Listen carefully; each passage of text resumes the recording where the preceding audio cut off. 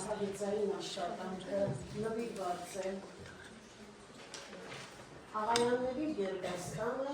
և Էդուարդ Աղայանը իմ համակարգացին է Նախագծի մասնակիցները ներկայացված են էկրանին, բոլոր աշակերտները մեծ ցանկությամբ ու սիրով ցանկացան մասնակցել այս նախագծին, որին ես դեմ չեղա։ Արդյունքում կատարել ենք հետազոտական աշխատանքներ, բավականին շատ հետազոտական աշխատանքներ, որը կներկայացնի մեր աշակերտներից կներկայացնեն այդ հետազոտական աշխատանքի նպատակները, վերջնարդյունքները հենց ի սկզբանե և ընթացիկ կտեսնենք, որ հետազոտական աշխատանքի նախագծի արդյունքում երևի թե հասել ենք բավականին տեղեկատվության հետազոտական աշխատանքի արդյունքում և հաջողությունների։ Տեղեկատվական հարթակին համացանցի ամենօրյա ազդեցությունը սովորողի վրա իր դրական և բացասական ազդեցություն։ Գիտական աշխատությունների արժևորումը այն դարձնող սովորողի ինքնակարգման, զարգացման և փորձառության վստահ։ Սովորողները կգիտակցեն իրենց իսկ նախազանության ականավոր գիտնականի աշխատությունների ուսումնասիրության կարևորությունը, կհասկանան աշխատությունների միշտ արդիական լինելը հայոց լեզվի բոլոր մակարդակներում։ Օգտագործված ծրագրերն են արհեստական բանականությունը, ChatGPT, Canva, Microsoft Office և Kaput։ Ուսումնասիրված ակտիվներն են ԵՊՀ-ի կանոններ, Վիկիպեդիա BDM, Աղայանների հիշողություններ, Հայաստանի Հանրապետության Գիտությունների ազգային ակադեմիայի հիմնարար գիտական վերադարան,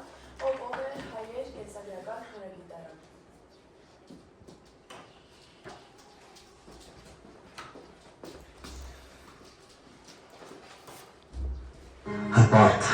Հպարտ քերծեր, այդ հպարտ բառը գյուղին սազում է, ինչու, որովհետև Նժդեհի ընկերներից մեկը Աղայանների տոհմից բնակվել է հենց այս տանը, ինչը ունի 200 և ավել տարվա պատմություն։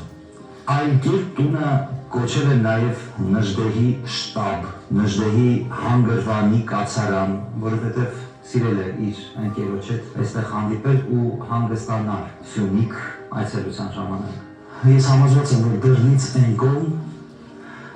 ավերակներ են, փլատակներ են, բայց համոզված եմ նաև, որ դռնից այն կողմ ինձ հետ գրկախառնվելու է պատմություն։ Առատ, լիքը, լցված հայրենասիրական ոգով։ Այդ հայրենասիրությունը ամփոփված է ոչ միայն Նժդեհի կերպարի մեջ, այլ նաև նրա նման շատ հայրենանվերների։ Նախապես թույլտվություն ունենք, այստեղ այցելության ժամանակ դուք նույնպես ունեցեք այդ թույլտվությունը։ Այս տան նկուղային հատվածն է, ուի առաստաղին սիրուն է, շատ սիրուն է։ Պատուհաններն են գեղեցիկ, բացվող տեսարաններն են լավը, նույնիսկ այս ճաքերն են գեղեցիկ։ Չգիտեմ, ինձ դուր է գալիս։ Հիմա կասեք խելք թրծրել է Տիգրանը, որտեղ մի ճաք, քար, հին ճարտարապետություն տեսնում է, գժվում է, հա, գժվում է մեր հնությունների համար ու մեր պատմության համար։ Պատշգամբային, փայտային հատված ու նույնչափ մեծ պատասխանատվության զգացում։ 21-րդ դարում ներկառուցվող պահարաններ, զգեստա և ոչ միայն առկա է, բայց մենք ձեզ հետ միասին խոսում ենք 200 և ավել տարվա մասին։ Խնդրեմ ներկառուցվող պահարանը։ Շարունակենք մեր էքսկուրսը։ Տան այս անկյունային հատվածը չկա, տանքը կորացել է, երևի չէ հաստատ վտանգավոր է այստեղ գտնվել է, բայց մոուցքը ցուցադրելու Աղայանների տունը այնքան մեծ էր, որ գնացինք այս քայլին, բայց այնքան սիրուն տեսարաններ են, այնքան սիրուն, այնքան չկրկնվող, այնքան կախարդիչ ու այնքան հայկական, այնքան մերը։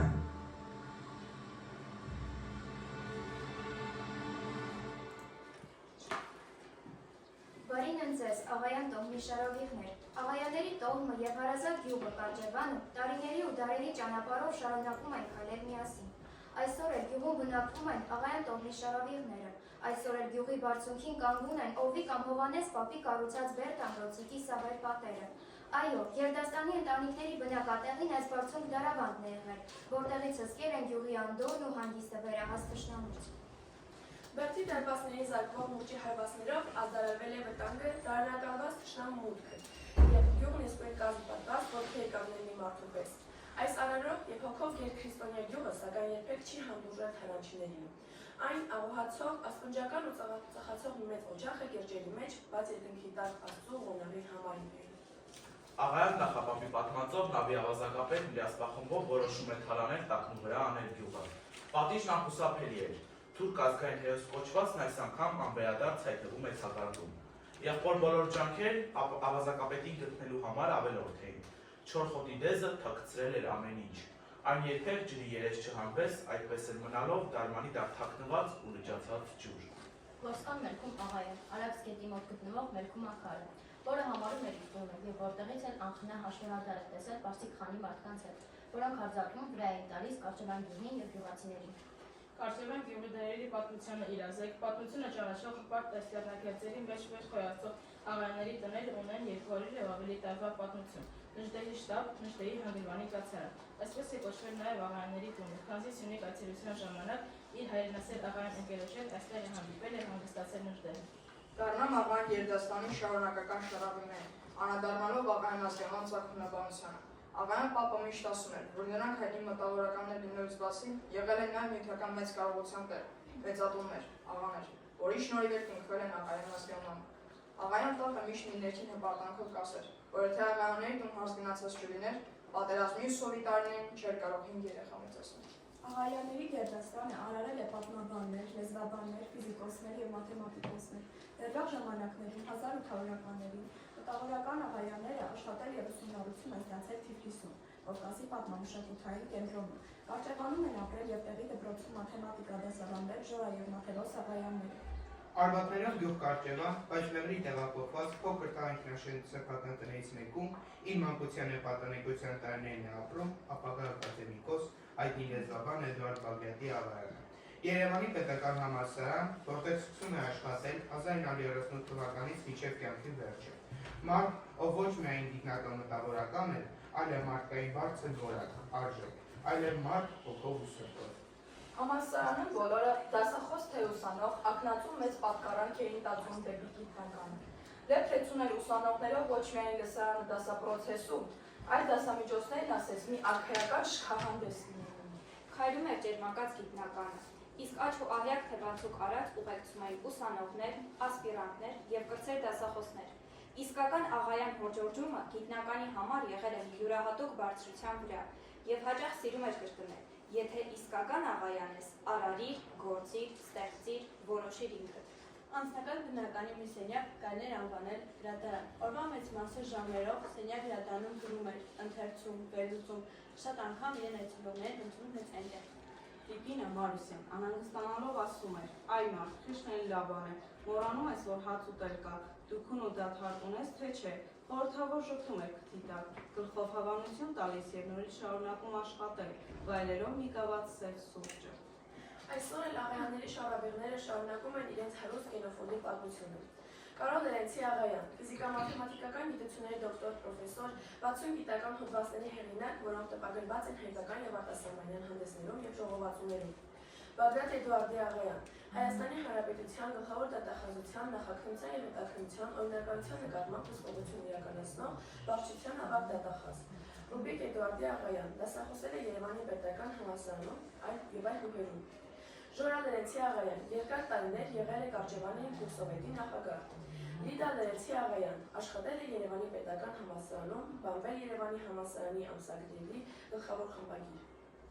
Էդուարդ Աղայանը ծնվել է 1913 թվականի մարտի 16-ին Մեղրիում, 28 թվականին ավարտել է տեղի 7-ամյա դպրոցը, 30-ից 32 թվականներին աշխատել է Մեղրու գործընկերությունում, սկզբում որպես հաշվետար, ապա հաշվապահ։ 1933 թվականից ուսանել է Երևանի պետական համալսարանի պատմագրական ֆակուլտետում, միաժամանակ աշխատելով ծխախոտի ֆաբրիկայում որպես հաշվապահ։ 1935 թվականին ավարտել է Երևանի պետական համալսարանը, իսկ 39 թվականին ընդունվել ասպիրանտուրա։ 1941 թվականին պաշտպանել է տեխնացուական Մեղրու Բարբարը, 1945 թվականին դոկտորական ատենախոսությունը հայ լեզվաբանության պատմություն անվանվամբ։ 1942 թվականին նրան շնորհվել է դոցենտի, 1946 թվականին պրոֆեսորի կոչում, 53 թվականին ընտրվել է ՀԽՍՀ թղթակից անդամ, 82 թվականին ակադեմիկոս։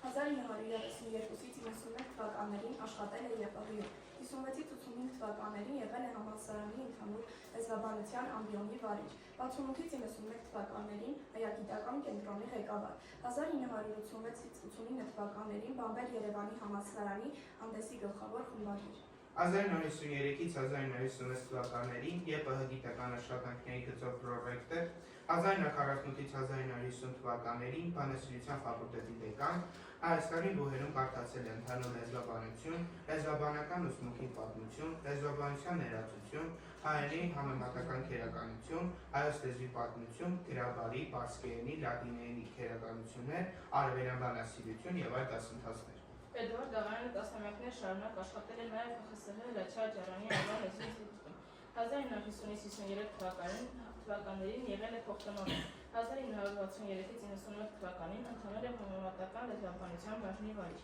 1947-ից 48 թվականներին ՀԽՍՀ լուսավորության բաժնի վարչության պետ։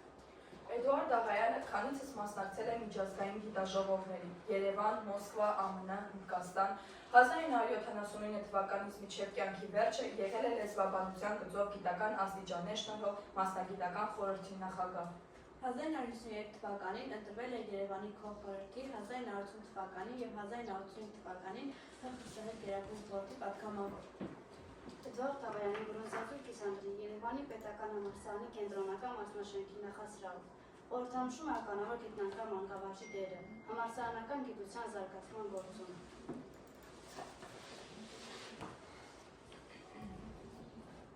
Շատ հաճելի պարտականություն է խոսել սիրելի ուսուցչի մասին։ Եվ մանավանդ այն պարագայում, երբ այդ ուսուցիչը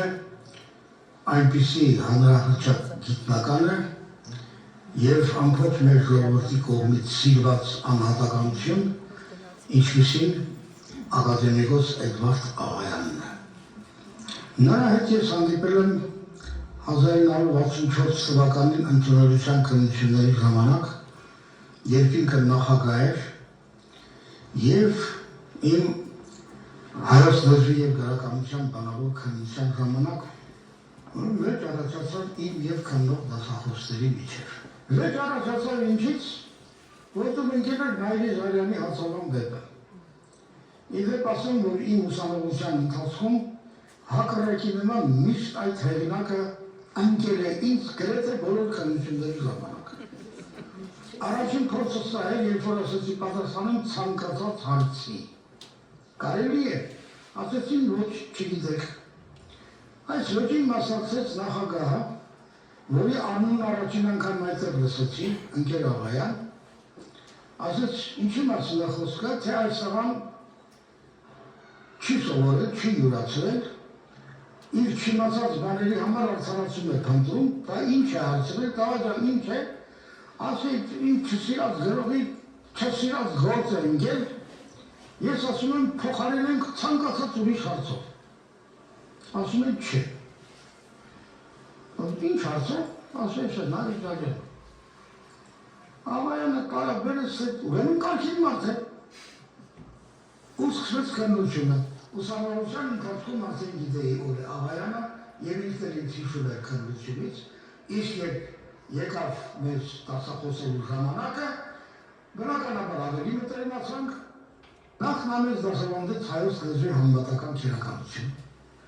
Հարաշալի դասընթաց էր դա, դասախոսություն, որով նա բացատրեց հայերենի հնդեվրոպական ծագումը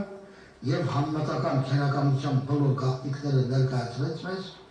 Դրանից հետո իհարկե մենք ընդհանուր լեզվաբանություն սովորել էինք Էդվարդ Աղայանի լեզվաբանության ներածության գրքով, որը իմիջիալոց ասեմ խորհրդային միության բոլոր բուհերի համար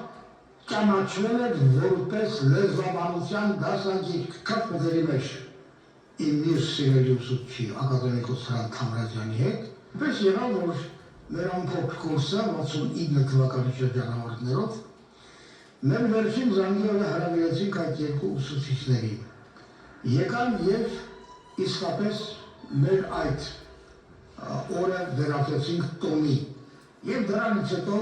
մենք հասկացանք, որ Էդվարդ Աղայանը երգի սիրահար է, բանաստեղծության սիրահար է։ Հետո որ ավելի շատ մտերմացանք, հասկացանք, որ հրաշալի թարմ նվագել գիտեր։ Հետո երբ որ ավելի մտերմացանք, մի օր ինձ հարցրեց, վերաբերտես ինչ ես անելու։ Ասի նշանակել են Հափանի շրջանի Տանձավեր գյուղում դպրոցի տնօրեն։ Ասեց հասկացա, չգնաս, դու համալսարանում պետք ես։ Այդպես է Էդվարդ Աղայանը նպաստել, որ ես մնամ համալսարանում և միասին երկուսով, և ինքը Էդվարդ Աղայանը, և իմ մյուս տիրելուսիչը Հրանտ Թամրազյանը այն ժամանակվա համալսարանի ղեկավարությանը համոզեցին, որ ինձ պետք է տեղավորել համալսարանում։ Ասեց, չեմ ուզում այդ ղեկավարը լսի, անմիջական ղեկավարում ենք, հեռախոսը դու կվերցնես, հենց որ թարի ծնգոց կլսես, կգաս մեր տուն։ Իսկապես էլ գնացել եմ, թարի ծնգոցը լսելուց հետո գնացի, առանց ասելու։ Եկան տեղաս ասեցի, այո, ասեց ներսարի հիմա կգա, ես էլ չգիտեմ, հասկացա, որ էլի մարդ պիտի կա, բայց ով պիտի կա, եկավ երկչուհի Արաքսյան Գյուզադյանը։ Հետո սկսեց մի համերգ։ Ես ակարդեոն նվագեցի, որովհետև տղայի Ռուբիկի համար թաքցրած ակարդեոնը բաղձականի տակ էր պահում, գիտեր, որ ես նվագել կարողանում եմ, հանեց իմ վզից կախեց, ինքը թարը վերցրեց, մենք նվագեցինք, ամփոփ մի օր Արաքսյան Գյուզադյանը երգել է մեկըց մեջ։ Այդ ժամանակ էր, որ Արաքսյան Գյուզադյանն ասեց, այ տղա մին գերեդիկի խելքին, արի երգիչ դարձիր։ Ասեցի, ես ու երգիչն ես ինձ համար սիրողական երգիչ եմ ասի, ես պրոֆեսիոնալ չեմ։ Այդպես ուրեմն մտերմացանք Աղայանի հետ ավելի խորը։ Շատ ափսոսեցի, երբ իմացա նրա մահը 90 թվականի դեկտեմբերի 31-ին, նրա թաղման օրն էր, և ցավոք քիչ մարդ կար, որտեղ գիտեք, որ վատ ժամանակներ էին, և ափսոսեցի, որ հրաժեշտ տվեցի ամենասիրելի մարդկանցից մեկին, ով գրեթե ծնողել ինձ համար և կատարել է շատ դրական ու վճռական դեր, ինչպես իմ, այնպես էլ շատ շատերի կյանքում։ Այդ բարի համալսարանականին, այդ մեծ գիտնականին և լավագույն դասախոսին և ես, և բոլոր սերունդները կհիշվեն մեր մեծ լեզվաբանների կողքին, և Հրաչյա Աճարյանի, և Գևորգ Ջահուկյանի, և մյուս մեծերի հետ միասին։ Էդուարդ Աղայանի գործունեությունը վերաբերվում է ընդհանուր լեզվաբանության, հայ լեզվաբանության պատմության, հայոց լեզվի պատմության, քերականագիտության, բարբարագիտության և այլ հարցերի։ Նշանակալից էր նրա լեզվաբանության ներածություն աշխատությունը, որը ԽՍՀՄ բարձրագույն նախարարության կողմից երաշխավորվել է որպես միութենական ուհական դասագիր և հրատարակվել ռուսերեն 1959 թվականին։ Պատմահամեմատական մեթոդը լեզվաբանության մեջ գրաքարի քերականություն հատոր առաջին, ժամանակակից հայերենի հոլովումը և խոնարհումը,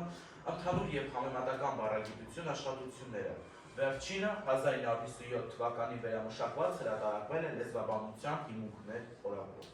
Ընդհանուր լեզվաբանության նվիրված աշխատություններն աչքի են ընկնում նյութի բազմակողմանի դիտարկումներով, ինքնատիպ հարցադրումներով ու փաստարկումներով, շարադրանքի պարզությամբ ու թարմությամբ։ Դրանցում նա նոր խոսքի ասում, լեզվի բնորոշման, նրա տարբերակների առանձնացման, լեզվի ծագման ու զարգացման օրինաչափությունների, լեզվի կառուցվածքային մակարդակների, լեզվաբանական մի շարք հասկացությունների մասին։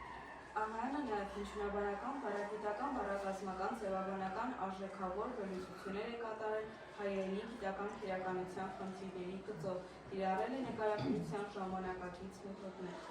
Կարևոր հետազոտություններ է կատարել նվիրված հայերենի բառասաշարի, նրա շեշտերի, մարաբաղ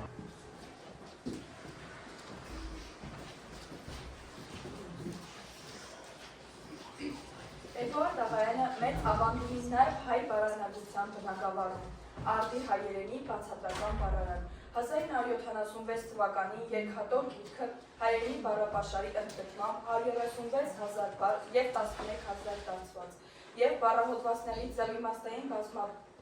բնույթ դասումներով և պարզաբանումներով մնում է որպես բառանագրական բացառիկ ձեռքբերում։ Համահեղինակ է հանրակրթական դպրոցի 4-7 դասարանների հայցլեզվի դասագրքերի, որոնք ունեցել են բազմաթիվ հրատարակություններ։ Նրա գիտական վաստակի մաս է կազմում նաև իր ուսուցիչ Հրաչյա Աճարյանի բազմահատոր աշխատությունների խմբագրման, անավարտ հատվածների լրացման և հրատարակության պատրաստման շնորհակալ աշխատանքը, մասնավորապես լիակատար քերականություն հայոց լեզվի բազմահատորյակի խմբագրման, արմատական բառային տպագրության պատրաստման գործում։ Անգլի դասախոսներ, ուսուցիչներ, դասավանդողներ կներեք, ուրեմն մենք հետազոտական աշխատանքի արդյունքում արհեստական բանականության շնորհիվ միասնական մեր որոշմամբ ընդհանուր շուչ ենք հաղորդել Էդվարդ Աղայանի և նրա գործընկերների լուսանկարին։ Այժմ էկրանի կտեսնենք արհեստական բանականության արդյունքում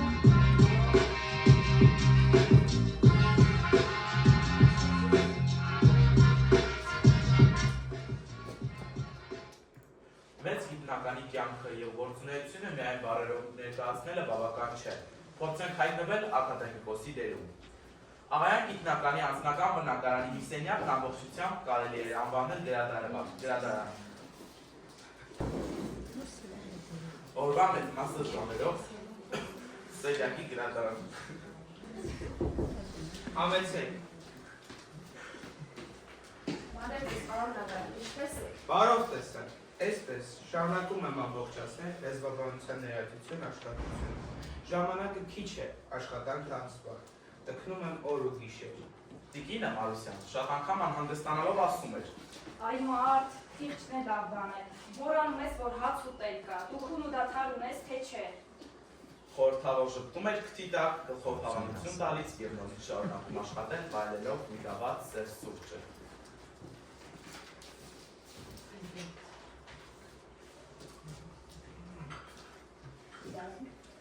Ուրեմն հետազոտական աշխատանքի արդյունքում միասին աշակերտների հետ եղել է փոքր թավի այն տանը, որտեղ իր մանրության և պատանեկության տարիներն է անցկացրել ապագա ակադեմիկոս Էդվարդ Բագրատի Աղայանը։ Իհարկե տնից մնացել են ավերակներ, հիմա դուք կդիտեք, բայց բոլոր դեպքերում ստացինք այդ պատերի ներքո։ Արմատները դուք կարճևան, բայց ներվի տեղափոխված փոքր տան ինքնաշեն տներից մեկում իր մանկության պատանեկության տարիներն է ապրում ապագա ակադեմիկոս Էդվարդ Բագրատի Աղայանը։ Մի պահ և գնալով տարիների խորքը ասես պատկերացնում այդ պատանի գիտնականին։ Նամաշ քարեր, իսական պատեր, որոնցով ասես խոսում է պատմությունը։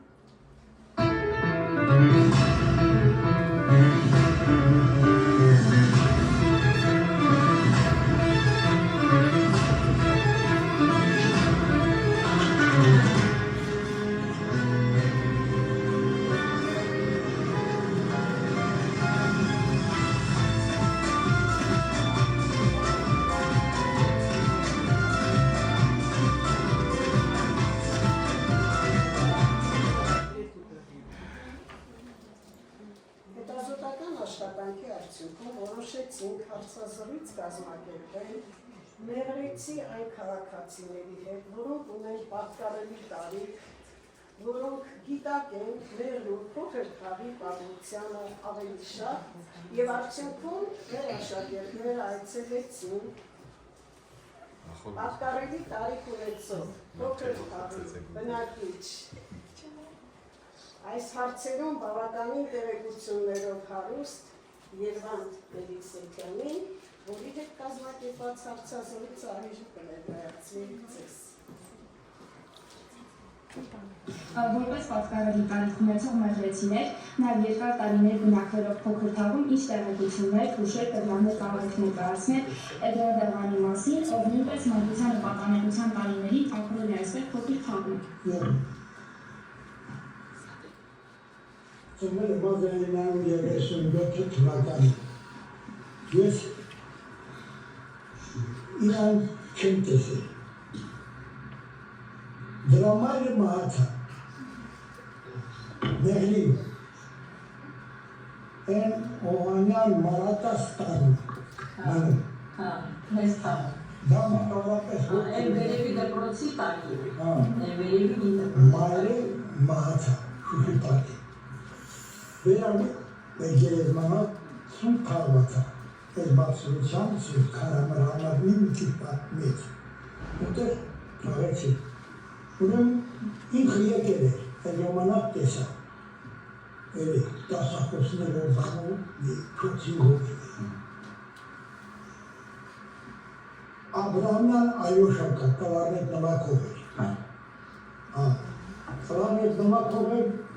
դա է նվակում որ հավի։ Մի 5 հոգի հետ է մարկեզ եկել դասախոսներ։ Մեկել Աբրահամյան Այոշան էր, դա է ասաց մի հոգի ուղարկավ, դա երեխա է։ Դա ասաց Երվան դինասը գա, ուրեմն կլարնետի դամը պահի, ես է կլարնետ եմ դրակում։ Եկա գնաց մոքեմ թաղեցիք ընոջը, Այոշան, Աբրահամյան Այոշան բակով է, շատ թար, մաներաշտակ ադեպոց է դասատու է, դեղի։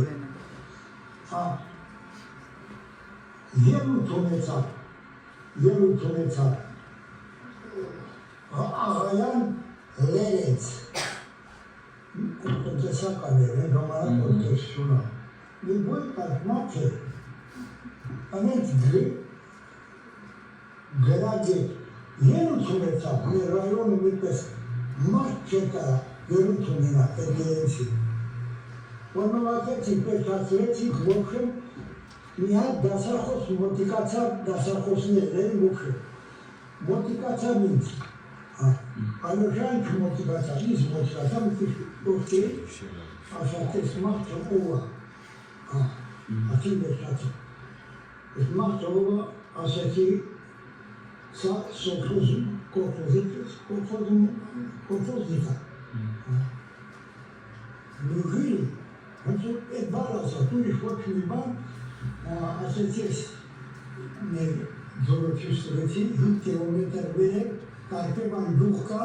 այն լուղիցա, որ տեսական է, Շոմա պոպեսյունի տեսոխոզերի ժամանավոր է,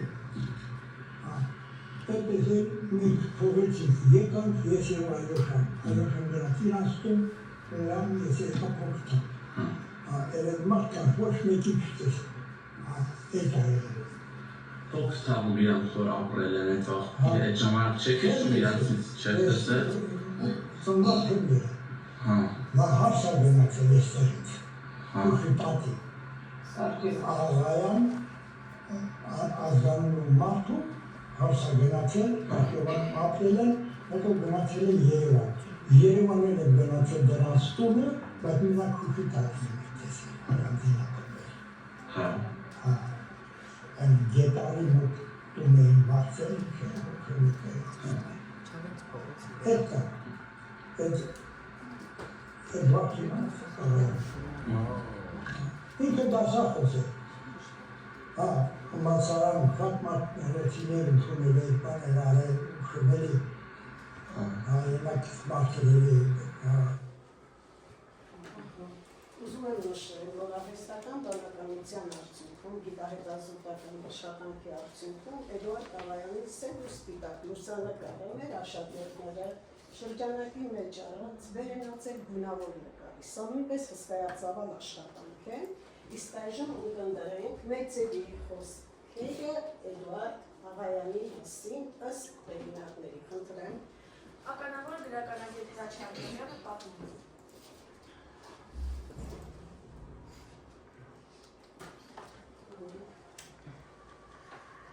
Կար մի տղա, մազափուն շրջակապի ներկայացնից միշտ հարցեր է տալիս։ Պրոֆեսոր, ֆրանսերեն այս բառը ինչպես է։ Բարկանում էի մտածելով, որ սա մյուս տղայի նման իմ գիտելիքը կասկածի տակ է վերցրել։ Բարկանում էի, բայց հարցին պատասխանում էի։ Ու մի օր այդ տղան եկավ ինձ մոտ, ասելով, որ ինքը ֆրանսերեն է սովորել ու թարգմանել մի տեքստ։ Խնդրեց, որ ինքը կարդա, ես ստուգեմ։ Կարդաց ու թարգմանեց։ Երբ հարցրի, թե ֆրանսերեն ումից եւ երբ է սովորել, ասաց. Պրոֆեսոր, այդ դուք ինձ սովորեցիք։ Շնորհակալություն։ Կներեք, որ ձեզ հաճախ անհանգստացնում էի։ Այս ժամանակ ես վերկացա ձեռքս դրի սրտիս ու ասացի. այդ ես պետք է ներողություն խնդրեմ, որ քո մասին վատ բաներ մտածել և դժկարներ եմ պատասխանել։ Ահա այսպես է ասել Վահագն Դավթյանը։ Իմ խորին համոզմամբ Էդուարդ Աղայանը անկանավոր բազմավաստակ այագետ է։ Այո, բազմավաստակ բազմաբեղում։ Անձնական մայթ հրաժարժանի բաժին ուներ երիտասարդ դասախոսի կյանքում։ Նրա լսարանը միշտ լիքն էր լինում։ Հաճախ գալիս էին երիտասարդ հին դասախոսներ։ Նա կարող էր հետաքրքրություններ ու վայելքներ գտնել արվեստի մեջ։ Աղայան մարդը պարզապես արտակարգ երևույթ էր մեր կյանքում։ Նա ինքնատիպությամբ աղա և աղայությամբ ինքնատիպ մարդ էր, ասել է Էդուարդ Աթայանը։ Պարուս Սևակն ասել է այսպես. ակադեմիկոս Էդուարդ Աղանի մեծագույն հմայքը նրա խոսքն էր։ Բառերը շուրթերի վրա կախված մեղվապարսի են նման։ Ամեն անգամ ես այդ պարսն եմ զգացել, երբ ունկնդրել եմ մեծանում լեզվաբանի խոսքին։ 32 տարեկան գիտությունների դոկտոր այսօր էլ հազվագյուտ է հանդիպում, իսկ այս ժամանակ դա հրաշքի նման մի բան էր։ Նրա մահն իմ սերնդի մարդկանց համար կարծես թե փակեց Երևանի համալսարանի և մեր բանասիրական գիտության մի ամբողջ պատմաշրջանի վերջին էջը։ Աղայանի գիտական վաստակի և մարդկային նկարագրի անսահման երկրպագուները նրան միշտ կհիշեն կենդանի, ստեղծագործական ակնօրեցում, ասել է Էդվարդ Ջուբաշյանը։ Աղանը հայագիտության առատ խնդրի վաստակով բեռնավորված գիտնական է։ Նա լեզվաբան է ծնվել, այսպես է ասել Հովհաննես Վարսեղյանը։ Էդուարդ Աղայանի համար մայրենի լեզուն սուրբ գիտակցություն է, իսկ հայ երաժշտարվեստը պաշտպանում։ Զարմանալի, բարի, շիտակ, մարդկային ու առաքինի մարդ քաղաքացին մեր օրերի հռչակավոր լեզվաբան գիտնական ապրում էր մեր կողքին, լուսավորելով իր շուրջը, համախմբված բանասեր ուսանողների անունդ մեջ հաջորդող նորանոր սերունդներ, ասել է Հրանտ Մաթևոսյանը։ Առաջին անգամ հանդիպելով իր ասպիրանտ Զոհրաբ Շաղայանին գիտնական է կատակել է։ Այդ տղա, դու իմ ազգանուն բացասումն ես։ Նոր է դարձել Աղանի ասպիրանտը, երկրորդ թե երրորդ անգամ է նրա աշխատասենյակում և հասմիկը Աղանի ասպիրանտներից մեկը սուրճ հյուրասիրեց Աղայանին, բնականաբար ինձ էլ հյուրասիրեց։ Էդուարդ Բագրատիչ հաճույքով վայելում էր տաք սուրճը, անհագ ծխելով իր անբաժան ծխամուրճը և աչքի պոչով մի բան կարդալով։ Ես էլ մոլի ծխող էի, առանց սիգարետի այդ համեղ սուրճը մի անհամ ըմպելիք էր թվում։ Ինչպես փորձ եմ ձգել, համարձակվեցի ասել. ընկեր աղա, սուրճն առանց սիգարետի նույնն է, ինչ գիշերն առանց կնոջ։ Լրջացավ մի բան, խեղդեց, նայեց ինձ ու ասաց. այ աղա, ծխել ես ուզում, ծխի, մտքերս ինչու ես տոկտորում։ Երևի թե սա եղավ մեր մտերմության սկիզբը, Զոհրաբ Շաղայան։ Հետագայում Երևանի համալսարան շաբաթաթերթի ու Երևանի համալսարանի հանդեսի երկար տարիների խմբագիր, շնորհալի ու պեղուն լրագրող, մի քանի գրքերի հեղինակ Վլադիմիր Մաղարյանն արդեն երկրորդ կուրսի ուսանող էր, որ մի օր գիրք խնդրելու համար գնացել էր Աղայանի տուն։ Աղայանը հարուստ գրադարան ուներ։ Նա գիրքը սիրով հանձնել է Վլադիմիրին ու երբ նկատել է իր սիրելի ուսանողի հնամաշ կոշիկները, աննկատ նրա գրպանն է գրել 5 ռուբլի, որով տղան նոր կոշիկներ է գնել ու միշտ երախտապարտ մնացել իր նույնքան սիրելի ու հոգատար դասախոսին, իր Էդուարդ Աղայան գրքում պատմում է Խաչիկ Բադիկյանը։ Ուրեմն մենք լսեցինք նաև մեծերի խոսքը, ասպիրանտների, կրտսեր ուսանողների, Աղայանի մասին և որոշեցինք այցելել ամբողջական որոշումը և հեսա միանձնյալ չեղել փոքր Տավիկ գերեզմանից մոր Շուշանիկ Աղայանի օրիորդական ազգանունը Շուշանիկ Գարթի Կպրչյան գերեզմանի և մեր խոնարհումը, մեր հագանքի տուրքը մատուցել նրա շիրին։ Ընտրենք տեսավորակը։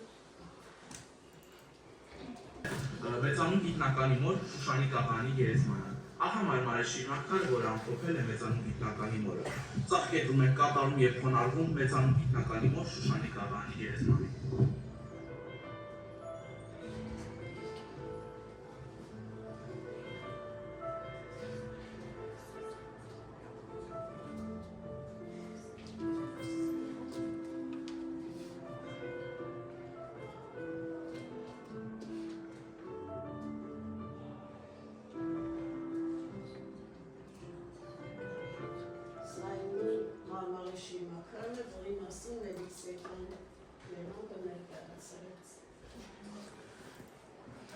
Բանաստեղծ Վահագն Դավթյանը գրել է. բանաստեղծ ծնվում են գիտնական դարում, բայց կան գիտնականներ, որ նույնպես բնածին են։ նույնպես վերին շնորհով օժտված եւ իրենց գործում նույնպես բառաստեղծ։ Բնութագրիչ այս տողերը անվերապահորեն կարելի է վերագրել հայ լեզվաբանության կարկառուն դեմքերից մեկին՝ Էդուարդ Աղայանին, ով կանգնած է լեզվաբանության որպես գիտակարգի ձևավորման ակունքներում եւ որի գիտական ժառանգությունն առ այսօր ուղեցույց է երիտասարդների համար։ Լեզվաբան, բանասիրական գիտությունների դոկտոր, պրոֆեսոր, Հայաստանի գիտությունների ակադեմիայի ակադեմիկոս, գիտության վաստակավոր գործիչ Էդուարդ Աղայանը ծնվել է 1913 թվականի մարտի 16-ին Մեղրիում։ Ավարտելով տեղի 7-ամյա դպրոցը, ապագա լեզվաբանն աշխատել է Մեղրու կոլտնտեսությունում, սկզբում որպես հաշվետար, ապա հաշվապահ։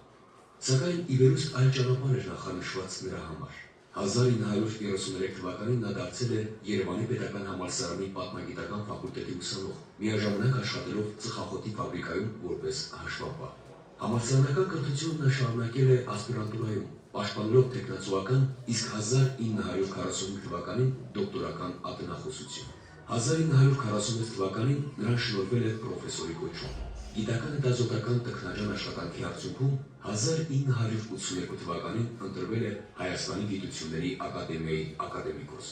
Բազմազան ու տարամյութ են ակադեմիկոս Աղայանի գիտական մանկավարժական եւ հասարակական գործունեության բնագավառները, դասախոսական սիրված ու նվիրյալ աշխատանք, բազմաթիվ ասպիրանտների խորհրդատու եւ հոգատար գիտական ղեկավար, խիստ ու պահանջկոտ ընդդիմախոս, մի քանի տասնյակ գիտական աշխատությունների ու դասագրքերի հեղինակ, Հրաչյա Աջարյանի գիտական ժառանգության հազարավոր ձեռագիր էջերի խմբագիր, առաջաբաններ գրող ու հրապարակիչ, եւ այս ամենի հետ մի շարք վարչական պատասխանատու աշխատանքներ։ Էդվարդ Աղայանի աշխատանքային գործունեությունը միահյուսված է Երևանի պետական համալսարանի պատմությանը, ուր աշխատել է մինչև կյանքի վերջը։ Լեզվաբանության ամբիոնի վարիչ, հայագիտական կենտրոնի ղեկավար, Բամբեր Երևանի համալսարանի հանդեսի գլխավոր խմբագիր, Երևանի պետական համալսարանի գիտական աշխատանքների գծով պրոռեկտոր, բանասիրության ֆակուլտետի դեկան, պաշտոններ, որոնք ստանձնել է նա ամենայն պատասխանատվությամբ, թողնելով անոնց հետ իր ուսանողների ու երիտասարդ գիտաշխատողների հուշերում։ Գիտակրթական գործունեությունն առնչվել է նաև Հայաստանի գիտությունների ակադեմիայի Հրաչյա Աջարյանի անվան լեզվի ինստիտուտի հետ, ուր ևս վարել է տարբեր պաշտոններ։ Էդուարդ Աղայանի գիտական ժառանգությունը հարուստ է։ Այնտեղ մեկնարկված են ընդհանուր լեզվաբանությունը, հայ լեզվաբանության պատմությունը, համեմատական քերականությունը, բարբարագիտությունը, ժամանակակից հայոց լեզվի հարցերը, արևելքի գրականության պատմությունը եւ այլն։ Գիտնականը մեծ ավանդ ունի հայ բառարանագիտության բնագավառում։ Նրա ստեղծած բառարանները առ այսօր ուղեկցում են հայոց լեզվով հետաքրքրված յուրաքանչյուր անձի։ Բոլորի կողմից պահանջված նրա արդի հայերենի բացատրական բառարանը 400 տարվա հայ տպագիր բառարանագիտության մեջ ամենահարուստն է։ Պարունակում է 135,600 բառ եւ 11,000 դարձվածային միավոր։ Բառարանը չափազանց հարուստ է նորաբանություններով։ Դրանց թիվն անցնում է 15,000-ը, ինչպես նաև բառերի բազմիմաստնությամբ եւ ստուգաբանություններով։ Այն ծանրաբեռնված չէ հնաբանություններով ու բարբառային բառերով։